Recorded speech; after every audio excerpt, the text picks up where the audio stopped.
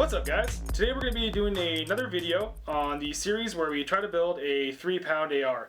In this video we're going to be discussing the barrel that we chose to go with, and along with that the accessories, the gas block, and the muzzle device. Picking a barrel was an easy decision for Tim and myself. In searching for a barrel and accessories, we realized how disappointing the gun industry is, but I'll be discussing more on that in a little bit. Let's just focus on the barrel and why we chose to go with it. So as you see here, we have a 14.5 inch BCM barrel. Now the reason we chose this barrel is the pedigree that comes along with it. BCM is obviously one of the most trusted names out there, and rightly so with the information they provide on this barrel. It was important for Tim to have a barrel that he knew for a fact could handle hot mil-spec 5.56 223 ammo. So here are some of the specs of the BCM barrel. This sports a USGI barrel profile, which means it's lighter, so you can carry it for longer periods of time, and also increases the speed at which you get your sights up on target. So the barrel itself is about 1 pound 5 ounces, and if we add on the gas block and the muzzle brake, it looks like we're sitting at roughly 1 pound 9 ounces.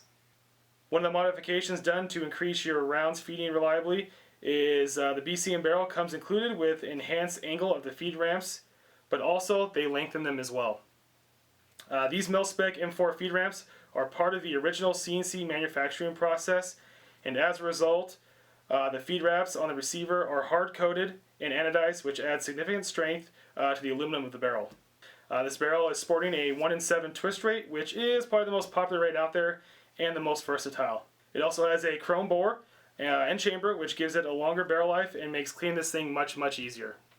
Now for the part that's most important, the part I spoke about earlier. This barrel is high pressure tested and magnetic particle inspected. Military specifications require that barrels undergo a high pressure test load as a part of quality insurance. This barrel is rated for 70,000 pounds per square inch, which is insane. After they proof loaded it, they magnetic particle inspect it to detect any flaws in the barrel whatsoever. This ensures that your barrel will hold up to anything you can throw at it. We were originally looking at the VooDoo barrels because they truly have some of the lightest barrels on the market.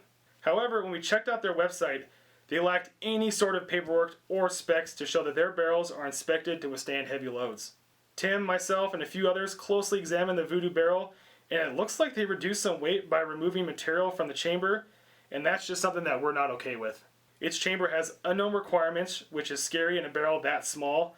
VooDoo does not specify any standard used to determine its profile. Hell, their website doesn't even list what their barrels are made of. So when picking, we had a BCM tested, regulated, and certified barrel for $239, or a VooDoo untested, unregulated, no design validation, no profile standard, a barrel of unknown material and unknown breaking point for $281.